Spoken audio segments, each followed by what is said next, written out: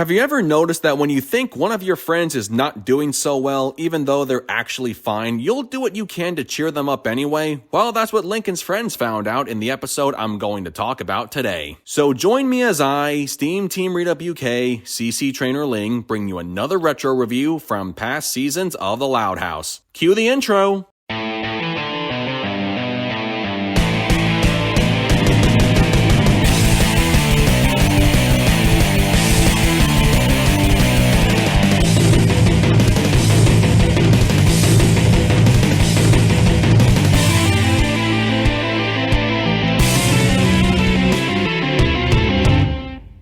Today's episode is Back Out There. In this episode, Clyde worries Lincoln may still be hung up on Ronnie Anne moving away, so he tries to cure his friend's supposed post-breakup blues with a boy's day out. Fun fact, this was the first episode to air following the mid-season finale, The Loudest Mission: Relative Chaos. This makes sense in terms of continuity since this episode technically picks up where Relative Chaos left off. However, Back Out There has the production code of 215A, while Relative Chaos has the production code 213. And the two episodes with the production code for 214 were aired prior to Relative Chaos. Anyway, there's really not a lot I can say about this episode in terms of positives since the list is kinda short, but here it goes. I really liked how all of Lincoln's friends got to be involved in the story instead of just defaulting to Clyde as the only one to help Lincoln through the problem he thought his friend was going through. He saw Lincoln standing alone outside Ronnie Anne's old house several times and assumed he was depressed because she was gone and he couldn't let go. That's when Clyde and the other boys came up with the plan to try and cheer Lincoln up. Their first step to curing their friend's supposed blues was to have a boy's day out. But they couldn't do much of anything at Gus's since Lincoln started noticing how everything he was seeing and listening to reminded him of Ronnie Anne in some way. So instead, they decided to have a montage around the city doing all kinds of fun stuff. This little sequence was okay, nothing too spectacular. Their next step was to hook Lincoln up with a few girls, and I'll admit these dating scenarios were kinda meh.